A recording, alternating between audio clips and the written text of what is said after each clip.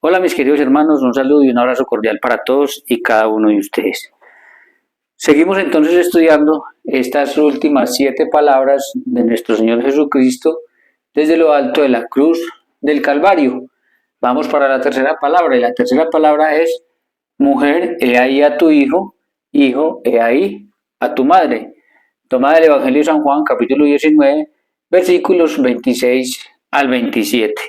Entonces, mis queridos hermanos, vamos a leer Evangelio de San Juan capítulo 19, vamos a leerlo desde el 25 al 27 y luego vamos a entrar a profundizar un poquitico, como hemos hecho con las palabras anteriores, esta palabra. Dice así: estaban junto a la cruz de Jesús su madre, es decir, la madre de Jesús.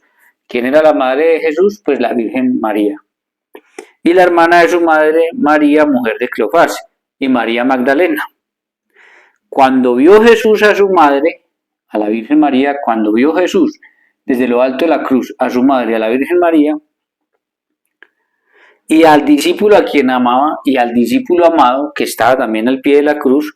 Fíjense que ahí no nos dice el nombre, sabemos quién es por otro texto bíblico, pero ahí no nos dice quién es, simplemente nos dice que es el discípulo amado, y esto tiene una intención, y es que en ese discípulo amado Jesús va a dejar a María como madre, es decir, María va a pasar a ser la madre de la iglesia representada en ese discípulo amado. Entonces, por eso es que no da el nombre, sino que pone el discípulo amado.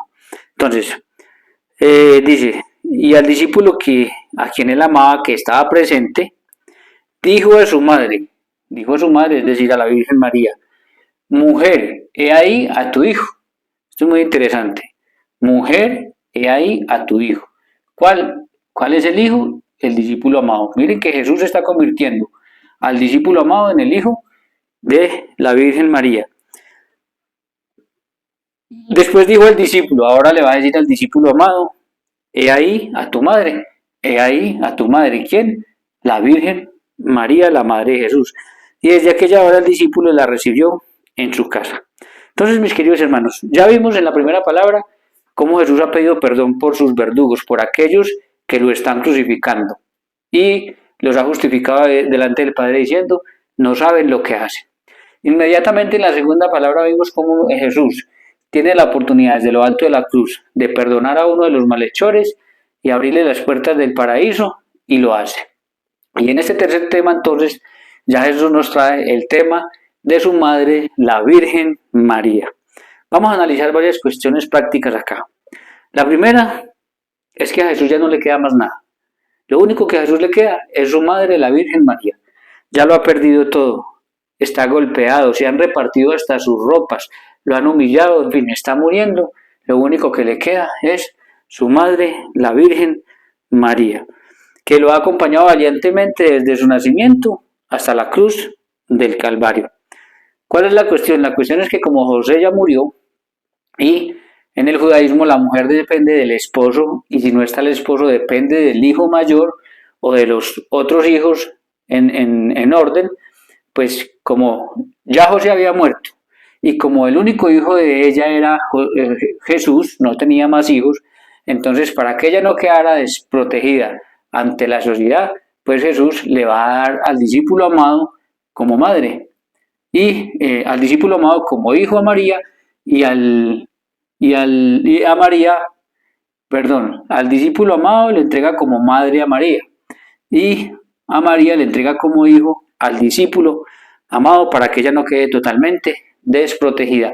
Ahí nos damos cuenta que María no tuvo realmente más hijos, porque si hubiera tenido más hijos, la ley los obligaba a que, si no estaba José, que era el esposo, si no estaba el hijo mayor, que era Jesús, que ya moría, el siguiente hijo en orden de nacimiento se tenía que encargar de ella, pero pues como no tenía más, sino el único hijo era Jesús, pues por eso la tuvo que dejar en manos del discípulo amado, que es bien interesante porque, vuelvo y repito, la Biblia no dice el nombre, dice que es el discípulo amado, para indicar que solamente aquellos que somos discípulos amados por Jesús vamos a recibir de él a María como madre, y la vamos a aceptar, y María nos va a recibir a nosotros como hijos.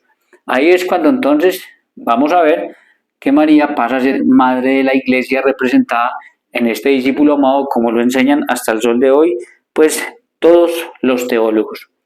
Ahora, ¿por qué es tan interesante este panorama? Es muy interesante por lo siguiente, porque en este momento Jesús, desde lo alto de la cruz, está dejando a María por madre de la iglesia en el discípulo amado y está dejando le está dejando a la iglesia como hijos y nos está dejando a la iglesia a María como madre. Pero ¿qué es lo interesante? Que cuando le va a entregar al discípulo amado a María como madre y como hijo y viceversa como hijo, entonces él llama a María mujer. Y ahí es donde yo quiero que profundizamos un poquitico el día de hoy, en esto de por qué Jesús en los evangelios, en ninguno de los evangelios Jesús llamó nunca a su madre mamá, siempre la llamó mujer. Eso está, por ejemplo, también en el Evangelio de San Juan capítulo 2, versículo 4, en las bodas de Caná. Y aquí, desde lo alto de la cruz, vuelve y la llama mujer.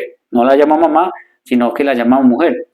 Frente a esto, algunas sectas han dicho, no, es que mire, Jesús despreció tanto a su madre que ni siquiera la llamó mamá. ¿Por qué? Porque ella simplemente fue un vaso que Dios utilizó para cumplir una misión y que viniera el Hijo al mundo y no más. Pero mis queridos hermanos, solamente pensemos en lo siguiente. ¿Cómo puede ser posible que el dulce Jesús de Nazaret, que trató con tanto cariño a las prostitutas y a los pecadores, vaya a despreciar a su madre la Virgen María y a no cumplir el cuarto mandamiento de la ley de Dios que decía honrar padre y madre? Eso es absurdo, solamente una mente dañada, cegada por el odio y por la rabia, puede caer en decir que Jesús despreció a su madre, la Virgen María. Eso es lo que yo quiero que profundicemos hoy. ¿Por qué Jesús no la llamó madre, sino que la llamó mujer? Y para entender por qué Jesús no la llamó madre, sino que la llamó mujer, para eso nosotros tendríamos que ir a Génesis capítulo 3, versículo 15. Pero antes de ir a Génesis capítulo 3, versículo 15, voy a hacer un breve resumen de algo que nos va a ayudar a entender mejor lo que fue lo que pasó acá. A ver, el resumen es el siguiente. Si nosotros vamos a Génesis capítulos 1 y 2, vamos a ver que Dios hace la creación buena. Dice, y vio Dios que era bueno, día primero, etcétera, etcétera. En medio de esa creación buena, Dios crea al hombre y a la mujer a imagen y semejanza de Él. Es decir, los crea santos, inmaculados, llenos de gracia totalmente. Y hasta este momento ellos son vírgenes. Les da una orden, es multiplicarse y llenar la tierra. Esa es la orden que tienen. Entonces, fíjense, qué tan interesante esto. Cuando ya Dios les ha hecho la creación y ha hecho todo lo necesario para que ellos sean felices y vivan eternamente, entonces les da la orden de multiplicarse y llenar la tierra. ¿Por qué? Porque lo único que hace falta entonces, si ya la creación está hecha buena, es que se puedan llenar la tierra, se puedan seguir creando nuevos seres humanos a imagen y semejanza de Dios, como lo eran ellos, y llenar la tierra. Y la única forma de que ellos puedan cumplir con esa misión es a través del sexo que es bendecido por Dios, hombre y mujer, en alianza matrimonial. Ahora, ahí es cuando dice la Biblia que Dios entró en su reposo, que no quiere decir que Dios se acostó a dormir y no trabaja más, no. Quiere decir que como ya Él hizo todo bueno y ya tiene un plan, un proyecto, y es que el hombre y la mujer llenen la tierra, que era lo único que faltaba, pues entonces Él entra en su descanso, en su reposo, y dice que bendice y santifica el séptimo día. ¿Qué quiere decir? Que entonces ese séptimo día, cuando Adán y Eva entraran en alianza matrimonial y tuvieran sexo para tener hijos santos a imagen y semejanza de Dios, recuerden que ellos son vírgenes y santos, entonces el Señor va a bendecir y va a santificar lo que ellos hacen. Ahí cambia entonces la tarea de Dios, que ya hizo la creación, que ya tiene un plan. Ahora la tarea de Dios va a ser bendecir y santificar lo que el hombre y la mujer creen por Él, para poder llenar la tierra. Pero ¿qué es lo que pasa? Que antes de ese día séptimo, antes de que ellos se acuesten y tengan sexo para tener hijos santos a imagen y semejanza de Dios, entonces vamos a ver que aparece el demonio, ataca primero a la mujer, a Eva. Eso es muy importante que lo entendamos. Él ataca primero a la mujer, es decir, a Eva, hace que ella caiga en pecado, y cuando ya ellos se acuestan en pecado, y el resultado es que nace Caín, que mata a su hermano Abel. Y ahí vemos cómo entonces toda la creación y todo el plan que Dios tenía armado, pues se le dañó totalmente. Ahora, y por eso aquí dice en el Génesis capítulo 3, la creación se daña. Pero ya entendemos qué fue lo que pasó. Dios tenía un muy buen plan, Dios quería que el hombre continuara la creación por orden de él iba a bendecir y santificar lo que el hombre hiciera, y el hombre cae de primero Eva, después Adán. Esto es importante, primero Eva, que es la mujer, y vamos a ver por la conexión que tiene con esto. Entonces, ellos desobedecen a Dios, obedecen al demonio, y entonces la creación se daña. ¿Qué sucede ahí? Que el demonio entonces, o Satanás, está feliz, está triunfante. ¿Por qué? Porque ha ganado para él. Las dos únicas criaturas creadas a imagen y semejanza de Dios, Adán y Eva, y ha dañado entonces la creación. Este es un pequeño resumen simplemente. Pero entonces tenemos en el capítulo 3 al demonio feliz y triunfante. ¿Qué viene después? Viene después que entonces Dios tiene dos opciones. Primera opción, acabar con la creación, pero no lo hace porque Dios es fiel a lo que hace. Y segunda opción, armar un plan para arreglar lo que se dañó gracias a la desobediencia de la mujer, de Eva primero, y luego de Adán. Y toma la segunda opción. Y ahí es donde entramos en Génesis 3:15. Pero antes de entrar ahí, recordemos, si ustedes van a la palabra de Dios, que la idea es que ustedes vayan y busquen todo esto, que a cada uno se le dio un castigo. Al hombre le dijo, ganarás el pan con el sudor de tu frente. En el versículo 16 está el castigo de la mujer, con dolor parirás a tus hijos, lo cual es importante porque aquí vemos que María pare un hijo, el discípulo amado, sin dolores de parto, reivindicando con esto a la mujer por su desobediencia, por su pecado cometido acá. Entonces, y ahora vamos a mirar el castigo que el Señor le da a la serpiente, a Satanás, que estaba representado en una serpiente ahí. El que yo puse de una vez Satanás acá porque la misma Biblia en Apocalipsis 12:9 nos dice que ese dragón que aparece allá es el mismo Satanás, es la misma serpiente del libro de Génesis. Entonces, vamos a mirar la sentencia que el Señor le va a dar a Satanás. Dice así: y pondré enemistad entre ti, está hablando de Satanás, la sentencia es para Satanás. Entonces, voy a poner enemistad entre ti, Satanás, y la mujer.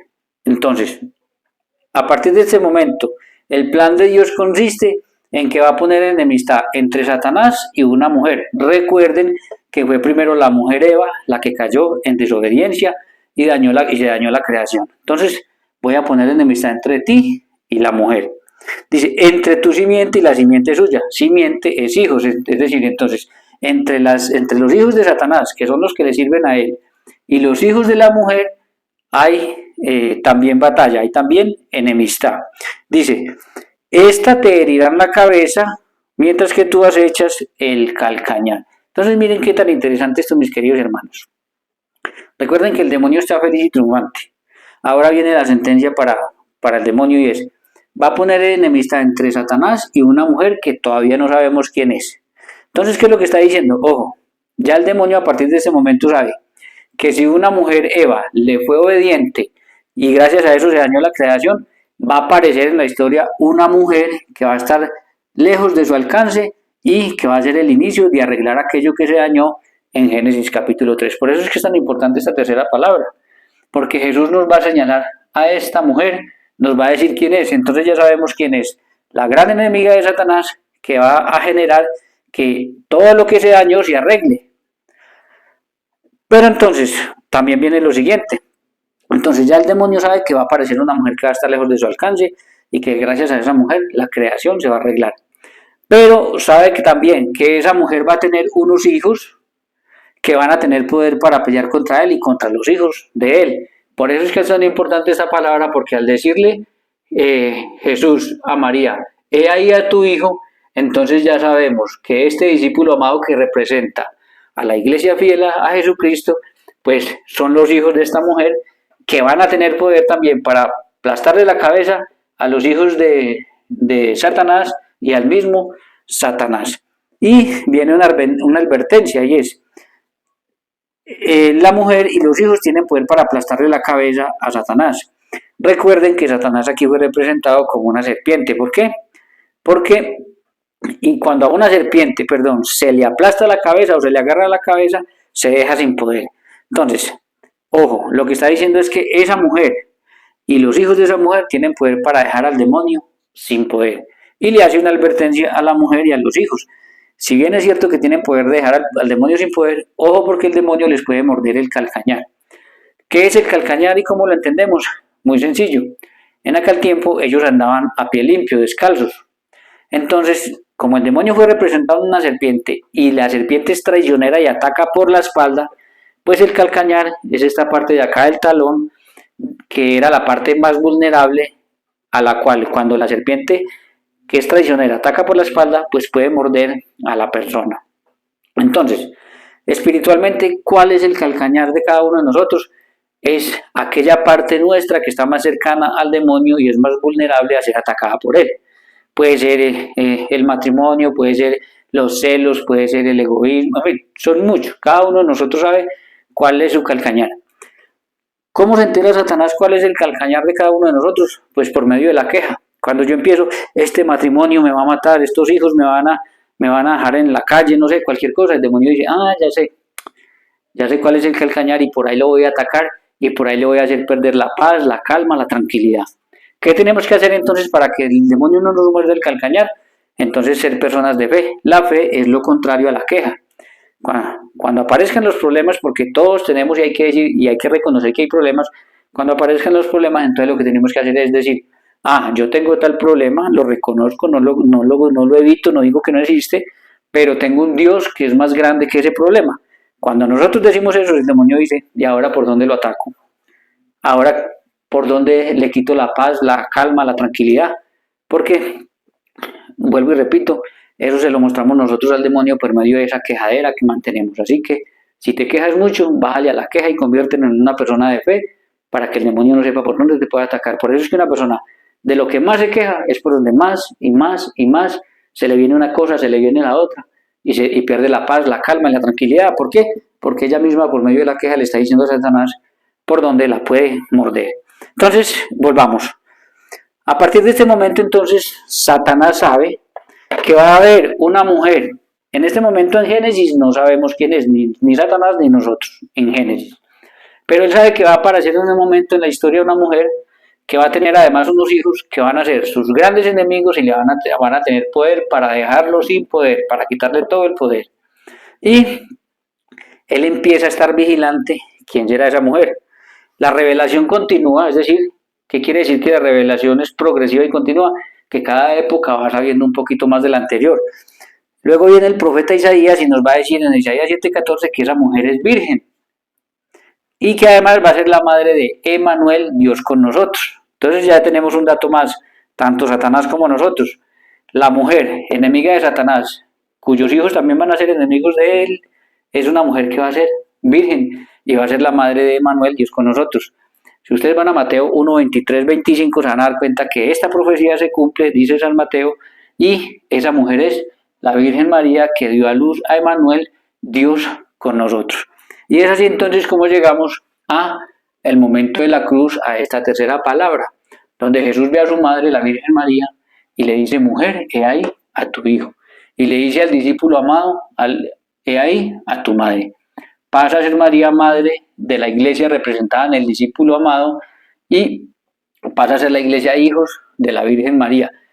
Con la siguiente importancia, y es que es el mismo Jesús entonces, al llamar a María no mamá, ojo, no por desprecio como dicen algunos hermanos por ahí que están como mal de la cabeza, no por desprecio, sino que no la llama mamá, sino que la llama mujer. En 2.4, Juan 2.4 y desde lo alto de la cruz, porque lo que Jesús nos está diciendo es que María es la mujer de Génesis capítulo 3, versículo 15, profetizada como la gran enemiga de Satanás, con poder de aplastarle la cabeza, dejarlo sin poder, y cuya mujer por la cual, siendo una mujer obediente a Dios, recuerden que María dijo, yo soy la esclava del Señor, en el contexto judío ser esclavo significa que uno le pertenece solamente a ese amo, entonces María es completamente esclava del Señor, no tiene absolutamente nada que ver con Satanás y por eso Jesús la señala claramente como la mujer enemiga de Satanás, cumpliendo también la profecía de Isaías 7:14,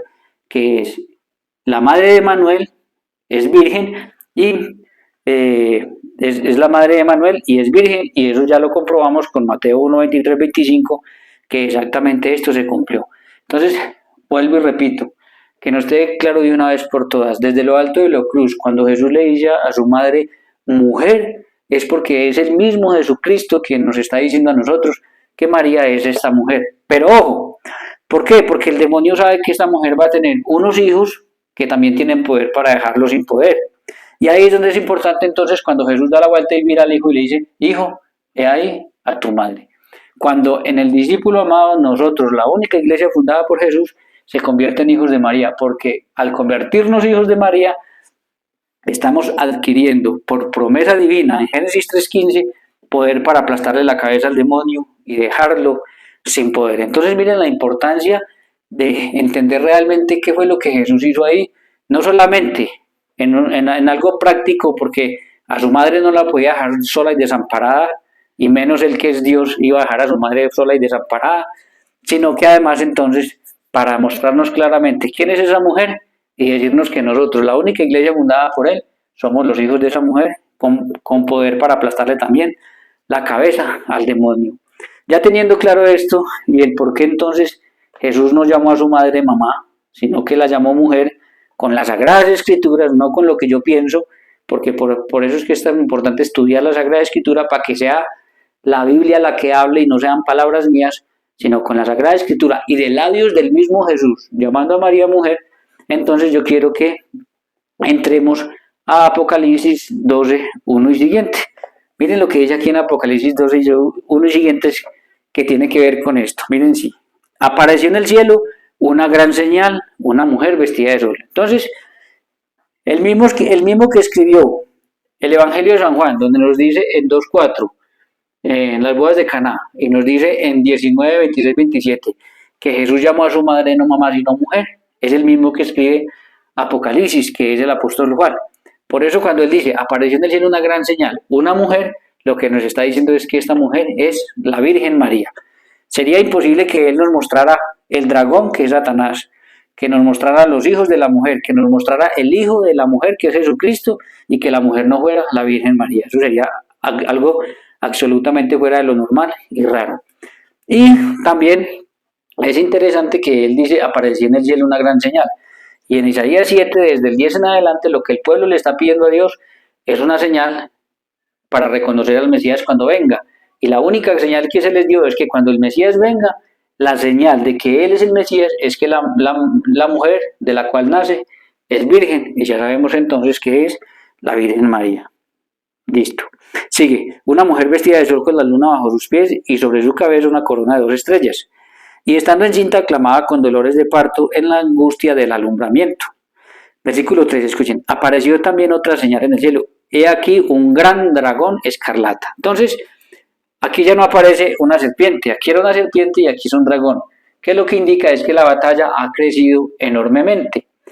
Si vamos al versículo 9, nos vamos a dar cuenta del versículo 9. Y fue lanzado fuera el gran dragón, la serpiente antigua que se llama Diablo o Satanás. Entonces ahí es cuando nosotros nos damos cuenta que es la misma imagen la de Apocalipsis y es la misma imagen de Génesis capítulo 3. Está la mujer, van a estar los hijos de la mujer, los vamos a ver ahorita, y está Satanás representado aquí en una serpiente y aquí en un dragón. Vamos entonces, vamos a adelantar para que avancemos al versículo 13. Dice así, y cuando vio el dragón que había sido arrojado a tierra, persiguió a la mujer. ¿Por qué persigue a la mujer? Porque él ya se enteró, gracias al mismo Jesús de Nazaret, que María es la mujer enemiga de él, cuyos hijos también tienen poder para ser enemigos de él y aplastarle la cabeza. Entonces él dice, ya sé quién es esa mujer, entonces la voy a atacar. Persiguió a la mujer que había dado a luz un hijo varón, es decir, a Jesús. Entonces, para que nos quede más claro, el demonio, por eso ustedes tienen que ya leer el 12 completo. Yo le estoy adelantándome versículos, pero ustedes lean lo completo. El demonio primero se lanza contra la mujer, contra Jesús y no puede. Dice ahí, eso está por acá en el versículo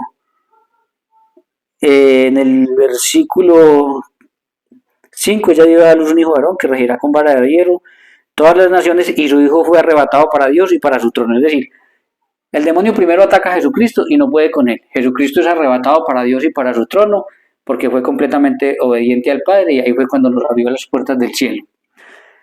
Como no pudo con el hijo, entonces, como ya sabe quién es la mujer, que es la Virgen María, entonces se lanza contra la Virgen María y tampoco puede con ella. Versículo 14. Y se le dieron a la mujer las dos alas del gran águila para que volase delante de la serpiente al desierto, a su lugar, donde es sustentada por un tiempo y tiempos y la mitad de un tiempo. Y la serpiente arrojó de su boca tras la mujer agua como un río para que fuese tragada por el río. Pero la tierra ayudó a la mujer, pues la tierra abrió su boca y se tragó el río que el dragón había echado de su boca. Entonces, mis queridos hermanos, para entender esto es necesario que entendamos lo siguiente, miren. Se lanza contra Jesucristo, no puede. Se lanza contra la mujer y dice que la mujer fue protegida en el desierto. Para nosotros, presten mucha atención a esto que es importante, para nosotros el desierto es un lugar de camellos, de calor, donde no hay vida, donde no hay agua, etcétera, etcétera. Eso es para nosotros.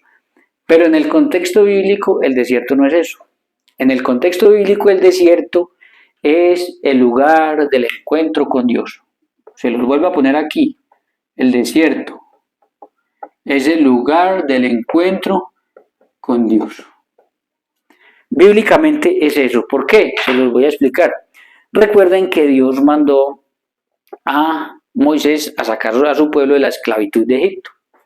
Pero fue solo hasta que estuvieron en el desierto que Dios vino al encuentro de su pueblo y lo alimentó con pan, maná bajado del cielo, lo alimentó sacándole agua de una roca. En otras palabras, si Dios no hubiera salido al encuentro de su pueblo en el desierto y no camina con ellos por el desierto, Israel nunca hubiera llegado a la tierra prometida. Israel llegó a la tierra prometida porque el desierto es el lugar donde Dios se encontró con su pueblo y caminó con ellos por medio de la nube, por medio del arca de la alianza, y en fin, todo eso habría que leer todo el Éxodo para que ustedes entendieran, y los lleva a la tierra prometida. Entonces, bíblicamente el desierto es el lugar del encuentro con Dios. Si en el Antiguo Testamento, si en la Antigua Alianza, el desierto es el lugar del encuentro con Dios, en la Nueva Alianza, entonces, ¿cuál es el lugar del encuentro con Dios? Y en el Nuevo Testamento, entonces, el lugar del encuentro con Dios es la iglesia. Entonces, ¿qué es lo que nos está diciendo esto aquí a nosotros? Que María, la mujer, fue protegida cuando el demonio la persiguió en la iglesia. Eso es lo que nos está diciendo.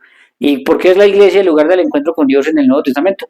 Porque ahí es donde Jesús viene y nos alimenta con el pan vivo bajado del cielo. Lean en el Evangelio de San Juan capítulo 6 para que ustedes se den cuenta, sobre todo en el versículo 51, que Jesucristo es el pan vivo bajado del cielo. Así como alimentó a Israel en el desierto con maná, pues a la iglesia la alimenta con su propio cuerpo, pan vivo bajado del cielo. Ahí dice: mi carne es verdadera comida, mi sangre verdadera bebida. Lo alimenta con las gracias que da por medio de todos los sacramentos y le da el Espíritu Santo para que esa iglesia pueda seguir adelante en este desierto de nuestra vida hasta que lleguemos a la presencia del Padre Celestial. Entonces, no hay ninguna duda de que ese desierto, que es el lugar del encuentro con Dios bíblicamente, es la iglesia. ¿Qué nos está diciendo? Que María, la madre, la mujer ya señalada, fue protegida en la iglesia.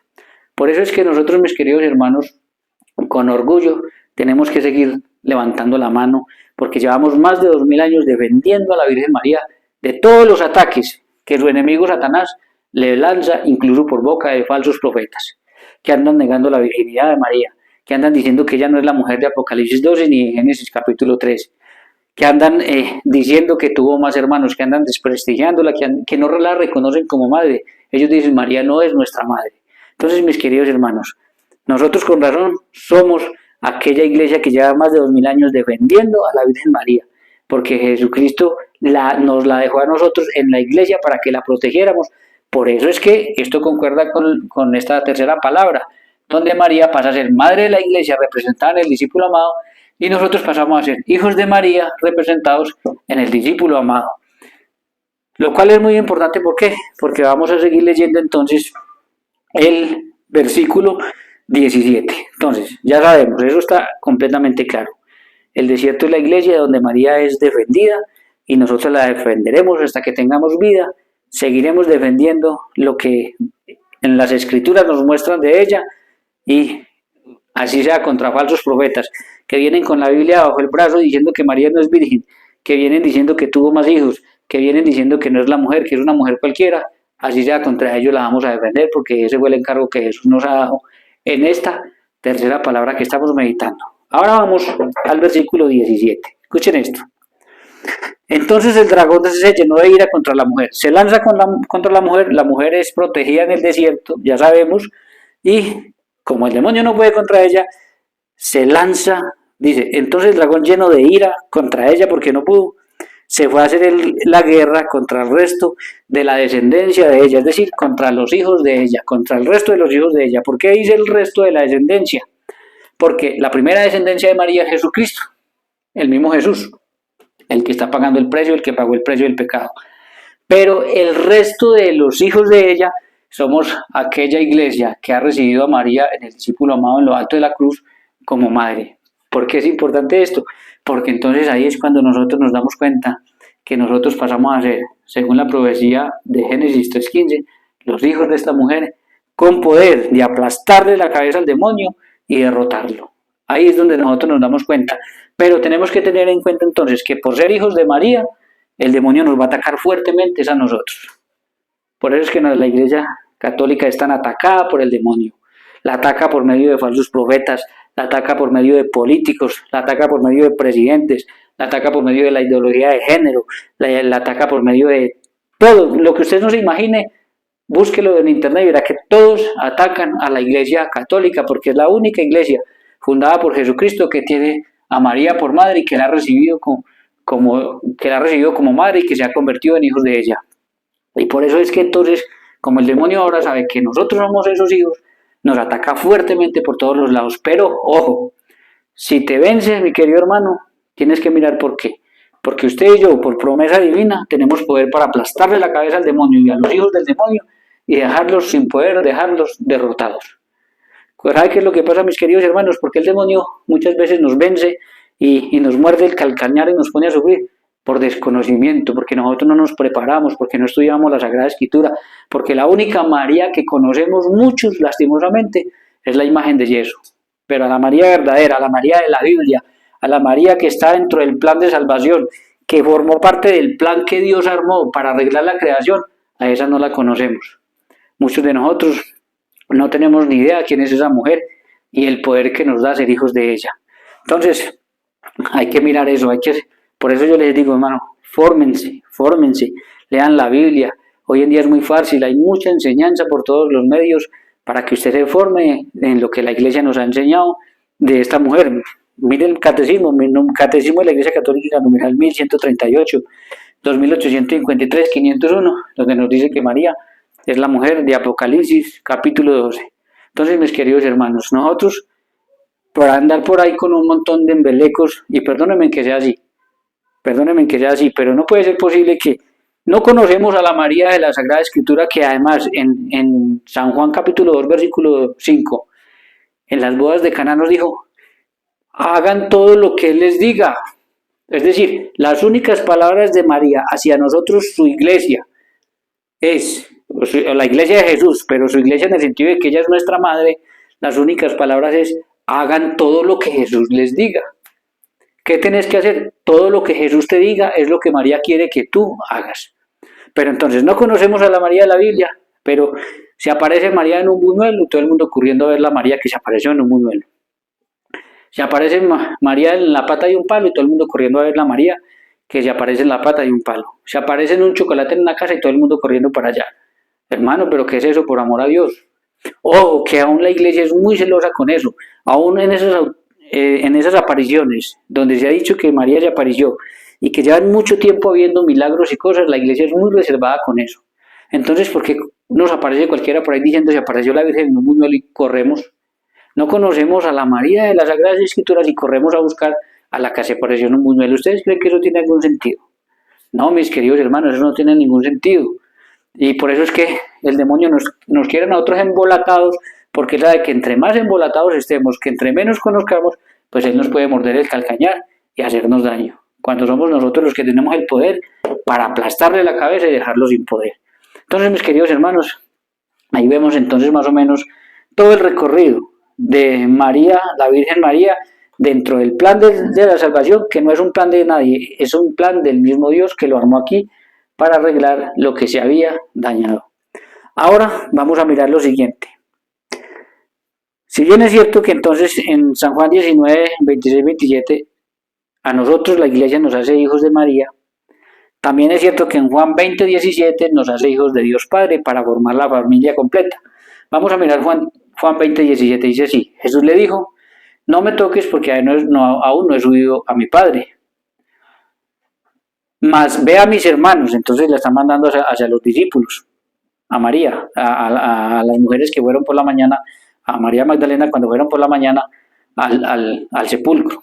Dice, entonces Jesús se le aparece y le dice, ella le iba a tocar así como estaba acostumbrada por la amistad que tenía, y Jesús le dijo, no me toques porque aún no he subido el Padre. Mas ve a mis hermanos, es decir, a los discípulos, y diles, subo a mi Padre que es vuestro Padre, a mi Dios que es vuestro Dios. Entonces fíjense qué tan interesante esto. Dios no era nuestro Padre, Dios era nuestro Creador.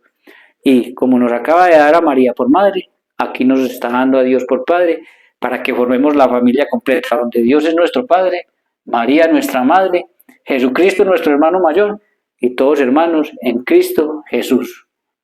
Fue entonces María para dar la noticia a los discípulos. Las buenas nuevas que había visto al Señor y que le había dicho esas cosas. Entonces tenemos como aquí Dios, y que tiene que ver con esa tercera palabra, entonces nos da a María por madre, nos da a Dios por Padre, Él es nuestro hermano mayor y todos pasamos a ser hermanos en Cristo Jesús, y ahí tenemos la familia de Dios. Hay algunas personas que enseñan que María fue solo madre de Jesús, pero no madre de la iglesia, porque no aceptan esto que Jesucristo ha hecho en la cruz del Calvario en la tercera palabra. ¿Y qué podemos responder? Muy sencillo. Si nosotros vamos a Colosenses 1:18, miren lo que dice. Y Él, hablando de Jesucristo, es la cabeza del cuerpo, que es la iglesia. Entonces, Cristo es la cabeza y la iglesia es su cuerpo. Si Cristo es la cabeza y la iglesia es su cuerpo, María no puede dar a luz solamente a la cabeza y no al cuerpo, porque las mujeres dan a luz a la cabeza y al cuerpo. Entonces ahí vemos que María con razón dio a luz a la cabeza, que es Jesucristo, y dio a luz al cuerpo, que es la iglesia. Esto cuadra con esta palabra donde María da a luz un hijo sin dolores de parto en el discípulo amado, que representa a toda la iglesia. Y cuando ella da a luz ese hijo sin dolores de parto, representado en el discípulo amado, pues entonces está reivindicando a la mujer que en Génesis capítulo 3, versículo 16, tenía como castigo parir a sus hijos con dolor. Entonces miren cómo todo esto cuadra de una manera perfecta. Yo no sé por qué algunas personas que se creen tan bíblicas no entienden absolutamente nada de esto, cuando es lo más claro que hay. Ahora, para mirar si es cierto, para corroborar si es cierto que la iglesia es el cuerpo de Cristo, dice Efesios 2, 22 y 23, y sometió todas las cosas bajo sus pies y dio por cabeza sobre todas las cosas a la iglesia, la cual es su cuerpo, la plenitud que todo lo llena. La iglesia es su cuerpo, la plenitud que todo lo llena. La iglesia, pero la única iglesia fundada por Jesús, aquella a la que Él le dijo en Lucas 10, 16, a quienes ustedes reciben, a mí recibe, a quienes ustedes rechazan, a mí rechaza. Y aquella que dice 1 Timoteo 3, 15, que es columna y fundamento de toda la verdad. Entonces, mis queridos hermanos, esa es la idea. La idea es coger cada una de estas 7 palabras y no quedarnos solamente con esto, sino ampliar un poquitico más el sentido de qué fue realmente el tema que se nos estaba tratando en esta tercera palabra. El tema es María, la Virgen María, que el Señor no la quiso dejar sola, pero que al mismo tiempo nos la muestra como la mujer de Génesis 3:15, enemiga de Satanás, y cuyos hijos también, que pasamos a ser nosotros, la iglesia, en el discípulo amado, tenemos también poder para aplastarle la cabeza al demonio. Y entonces ahí vemos cómo el plan de Dios se cumple. Y lo que se dañó en Génesis, entonces se empieza a arreglar. Ya Jesús hizo su parte, pagó en la cruz del Calvario. Ya nos da María como madre, ya nos hizo sus hermanos, ya nos dio a Dios como Padre. Pues de ahí en adelante la tarea continúa en manos de todos y cada uno de nosotros. Poder seguir arreglando la creación, llevando a las nuevas generaciones el mensaje de Cristo, el mensaje de la salvación, pero ojo, solo por la iglesia fundada por Él. Entonces ahí tenemos, mis queridos hermanos, un poquitico más amplio esto de la tercera palabra, donde lo fundamental, si ustedes se quedan con esto, yo quedo contento. Jesús llama a su madre mujer para indicarnos que ella es la mujer de Génesis 3:15 y de Apocalipsis 12, la gran enemiga de Satanás, que iba a estar lejos del alcance de Satanás, por la cual se iba a empezar a arreglar lo que se dañó gracias a Eva, por culpa de Eva, la mujer en Génesis cuando desobedeció a Dios y obedeció a Satanás, a la serpiente. Voy a hacer el esquema de la otra palabra y enseguida nos vemos.